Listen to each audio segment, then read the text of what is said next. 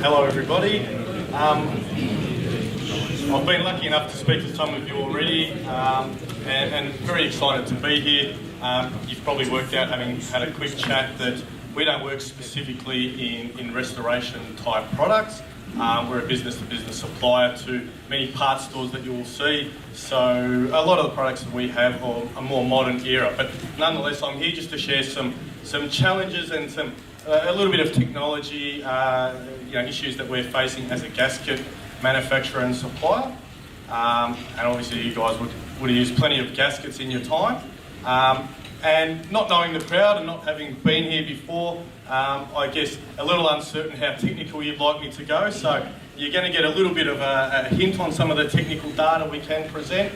If you like it, maybe put your hand up and maybe I can get an invite back next time. So first of all, I'm just going to touch base, a little bit of history on who AA Gaskets is, and then I'll talk about the brand. So AA Gaskets being our manufacturing company, Permaseal being the brand of gasket that you may have seen in the market.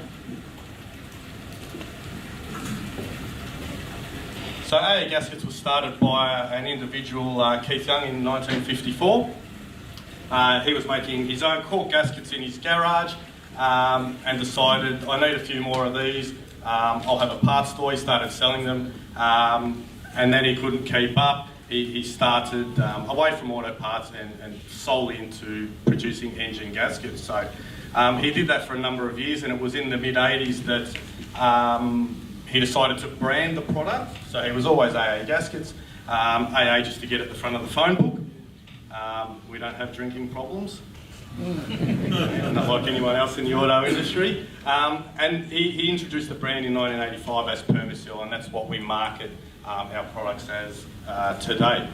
One of the big steps for Permaseal was in the late 80s, in 1989, we actually signed some technical agreements with the OE manufacturers in Japan. So that was a real step up for us. What happened was we went to the OE manufacturers, we had this relationship, they brought their machinery, they brought their technicians out, taught us how to make OE gaskets on site in Campbellfield in Melbourne. So we put some high volume pressing in, and from then we never looked back. It's a fantastic relationship. To this day, we still maintain those relationships from a sourcing point of view, but it gave us that footprint to be able to manufacture at an OE quality, and we continue to do that today.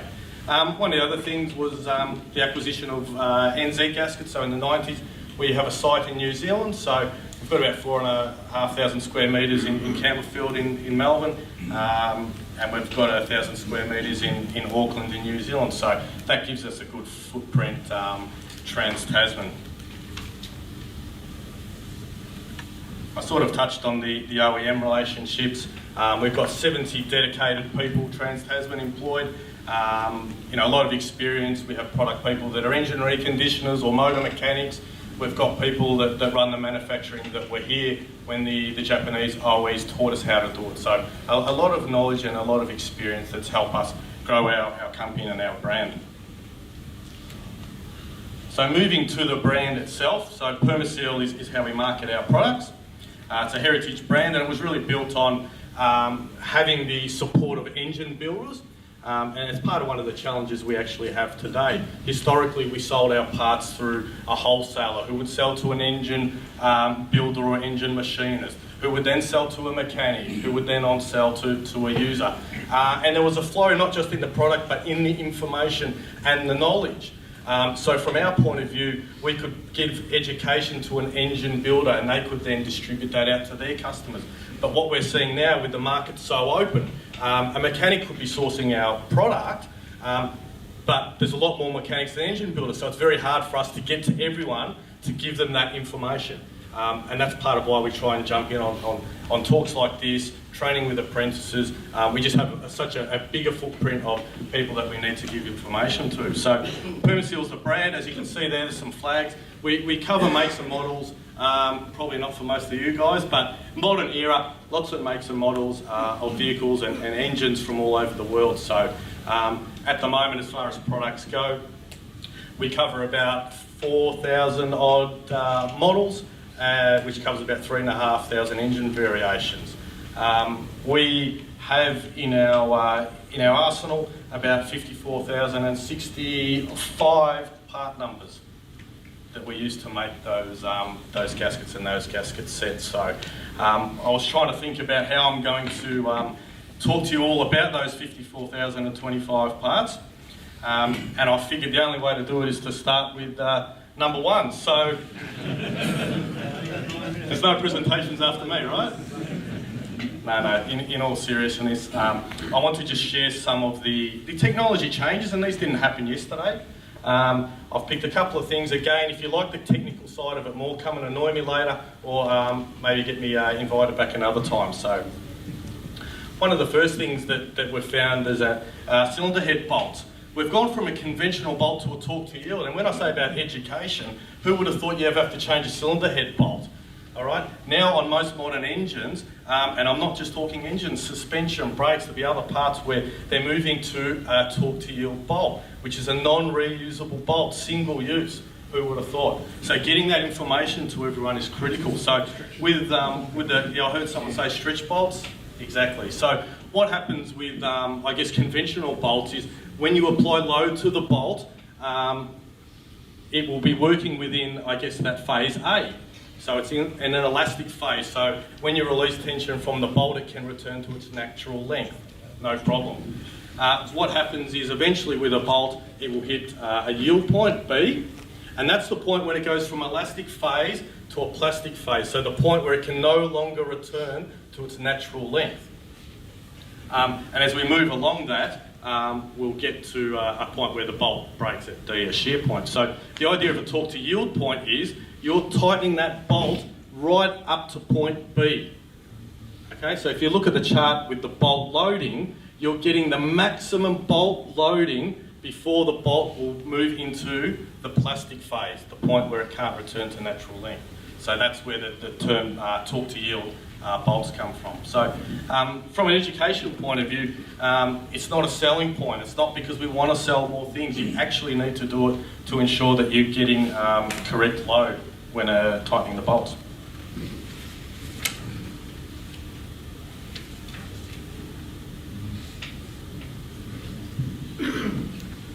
This chart here just shows us with fitting bolts. There's a lot of, I guess the loading is all used in friction. So you can see there the bolt tension, which is the grey part, only about 15%, depending on the thread, depending on the bolt, 10 to 15% of the applied force through the bolt is actually converting to load. The rest is just taken up by friction. And the reason I mention this is torque to yield bolts. If any of you have ever looked at the torque specs on a torque to yield bolt, you'll probably notice that they're tightened to a series of degrees of rotation rather than like a Newton metre or foot-pound force. Has everyone sort of seen that before? Yeah. Okay, so the reason for that is to take out any influence on the friction. So if I had a strong gentleman at the front here and he was holding a bolt so tight and I got my torque wrench and tried to do it to 90 Newton metres, if he could hold it tight enough, would the tension wrench click off? Yeah. It would, but the bolt hasn't actually moved because all we're measuring with a tension wrench is a measure of friction, not how much you've tightened anything. Yeah. Okay, so that's part of the reason that you'll find the torque to yield bolt will have a degree of rotation because turning a bolt 90 degrees is 90 degrees. So if he can hold it tight enough that I can't move it, I know I haven't applied enough tension to the bolt, I don't have enough load.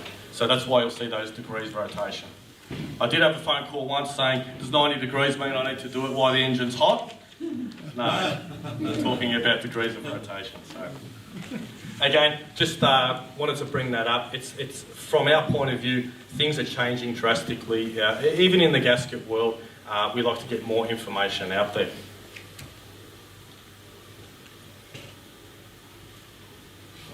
One of the reasons they do this, with torque to yield bolts, we know that we're going to get a very accurate measure. We're taking that bolt to that point B, which was the maximum loading that bolt can provide without going to the plastic phase. So a lot of this technology stems from the OEs. So what they're doing is if they can get maximum loading out of the bolt, they can think differently. They can say, hey, maybe we can build an engine with less bolts. Or you can use smaller bolts. Guess what? Smaller bolts are cheaper to make. We save money because we're making thousands of engines. So a lot of it's driven from the OEs, even though there is some technology behind it. So as you can see there, the increased loading, cost reduction is a big one. But more importantly, getting that reliable seal. One of the other things I'd like to bring up is heat gasket construction. So we have seen changes, and some of you have witnessed some of the steel head gaskets we've got on the table there. One of the reasons we've gone from a traditional gasket, which might be a fibre-based gasket that you all would have seen, to a multi-layered steel. Again, if you haven't come over, come and have a look. A multi-layered steel gasket is usually 4 or 5 layers of stainless steel gasketing, rather than a steel core and a soft facing material. One of the reasons we've gone to that is it's a lot more accurate, a lot more reliable. So with a fibre-based gasket, a lot of the clamping force is actually used up just trying to squash the material, whether it's a Kevlar or not asbestos anymore, but a fibre-based facing, a graphite facing. You're trying to squash the material. With a steel head gasket, there's no compression. So none of that clamping force or that load through the bolt is lost compressing the material. So 100% transfer of load to clamping force, between the cylinder head and the cylinder block. So again, going back to the bolts, because we're getting the most efficient loading, we might again have a cost saving or a designer efficiency where we can use less bolts or smaller guys. It's got to fit it and let it sit for at least 4 to 8 hours for it to seal. These are plastic, really. Yeah. Yep. So again, that information. One of the benefits is they generally come with the housing. So again, from OE, they're just fitting one part on the back of the engine, and it's a lot easier. Oh, this is the other one. So again, there's 2 seals. They've both got the same lip design, Teflon. The only difference is one of them actually has a rotational crank angle sensor built into the seal. So again, another thing that I guess is a challenge and a change for someone that's traditionally a gasket manufacturer. We're talking about seal sensors now. So.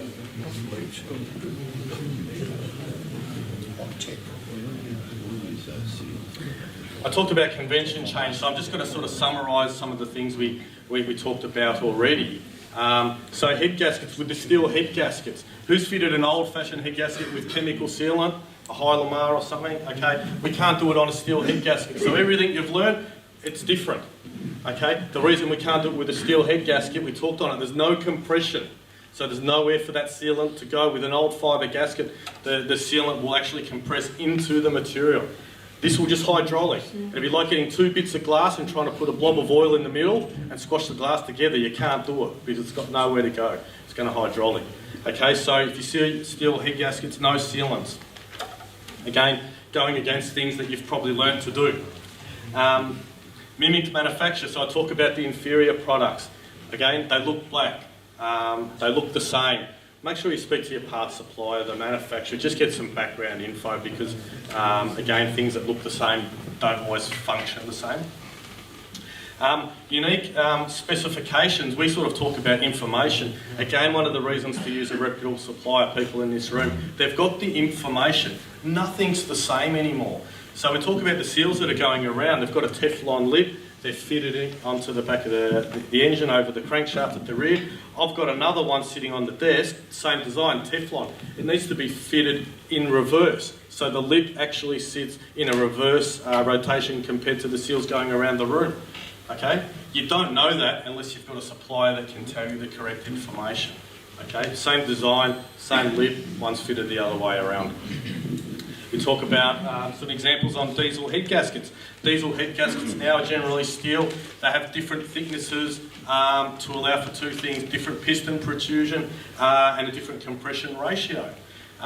Traditionally what they would do is grade the head gasket. So you'd have a grade 1, which was the thinnest head gasket. You'd go to, say, a grade 6, which was the thickest head gasket. And guess what they did? They made it easy. They put 6 holes on the side of the gasket so you knew it was grade 6. Fantastic. Now what we're finding is manufacturers will put 6 holes, but 6 holes means it's a grade 2. And 3 holes means it's a grade 4. And it makes sense when you just look at that one engine and they give you the data, but you can't take anything for granted. So you can't say, hey, anything with 6 holes is a grade 6 across the board on a diesel engine. It doesn't work. So again, you've got to rely on manufacturers that have that footprint, they've got that expertise locally, you can talk to them. Anyone in here said, you know, give me a ring if you need to ask anything. That's what you need to make sure you're getting the job done correctly. So clearly Ford didn't talk to you about the Focus then? No. I always generally don't like to talk to anyone in the aftermarket, but that's okay, that's changing. So again, we touched on it. Convention change, head bolts, who would have thought you've got to change it? It's not just a marketing and a sales pitch. Okay, you have to change them because the bolts have already been stretched up until that yield point. From then on, it's plastic phase. You're not going to get any load with those bolts. Dry fit versus lubrication. Again, with bolts, you always got told, put a little bit of engine oil under the head of the bolt, a little bit on the threads, again, to take out that friction equation. What we're finding now is some of the bolts that you get, you won't even know it's on there, might have a Teflon coating, so you can't actually put any oil on them. You've got to fit them dry.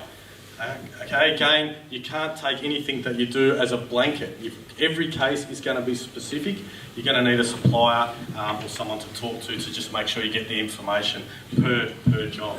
And we already talked on it that angle versus torque. We're talking to a degree rotation rather than a measure of friction, and we already covered that off.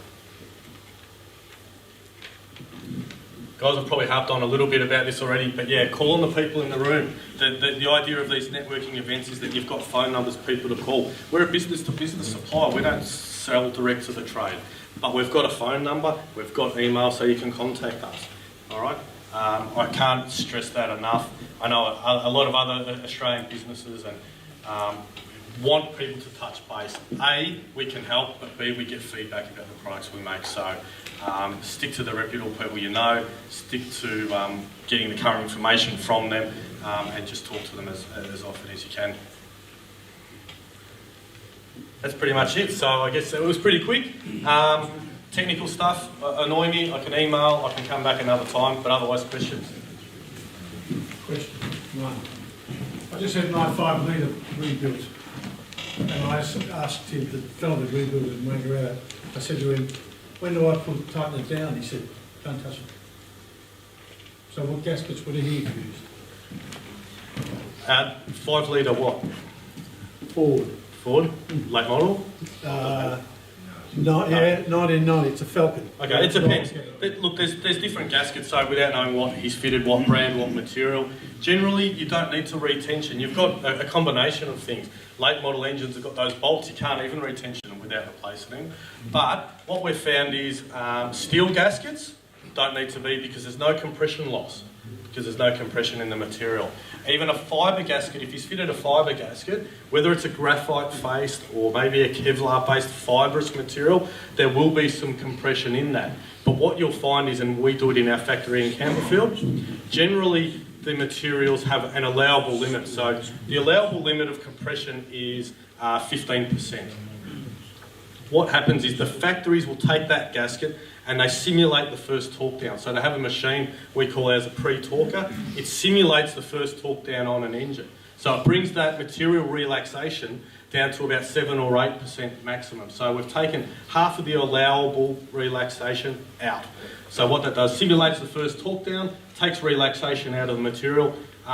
It's not going to relax any further, so you don't need to retension. Thank you. Any other questions? Do you actually have the head bolts and so forth? Do you supply them? Correct, yeah. We've got about 240 odd part numbers of head bolts at the moment. Typically what we've done is we started our range with the bolts that must be replaced. You can't reuse them. But what we're starting to do now is we're getting demand for conventional bolts.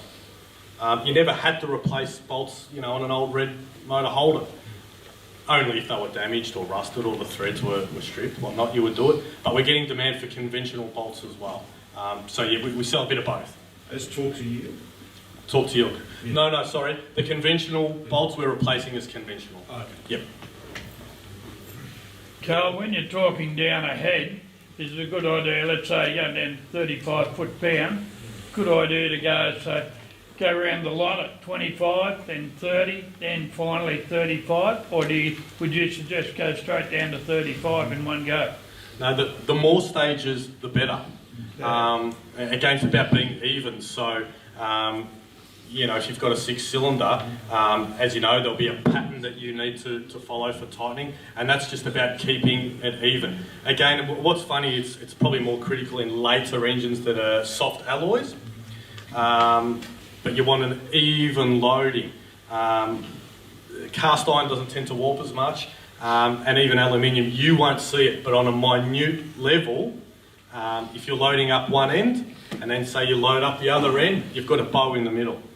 You won't see it, and you'll never get that full load in the middle. So that's why it's always, for tightening, starting centre out. Yeah, so the more stages, the better. And in that, if you're using an old style steel bolt, always put some light oil on the thread end under the head. Correct. Correct. Okay. Yeah, it just takes out that friction. So from that chart, a big percentage, say 85% of the measurement of torque on your wrench is friction. So the guy right behind you. Yeah, with these new steel gaskets, you're saying there's no compression. Does that mean you can reuse the gaskets? No. There's two things that happen. We get that a lot. That's a great question. We get that a lot. Tell him you're in business. Hey, if you buy one of ours, you'll never have to because it'll never fail. But if you happen to pull the engine apart, you shouldn't reuse them. There's a couple of things. The properties of the metal do change a bit, but not so much that they wouldn't work again. The crucial factor is that rubber coating. So again, that's what's sealing the imperfections in the surface finish. If that is compromised with one little nick or one little scratch, combustion or fluid will leak through it. And secondly, I've never ever yet seen one come off where a bit of fluid hasn't found its way into one of the inner layers. And again, if that happens, even the slightest drop, when you tighten it back on, it'll hydraulic, it'll prevent load transfer through. I had a reason for asking, because I wouldn't have done it, say, on an engine that's done a couple of 100,000 K. But if you're running a competition engine, you're often, the head's coming off and on regularly. Yep. And does that mean new gasket every time? Look, that's the theory. In reality, people have reused them.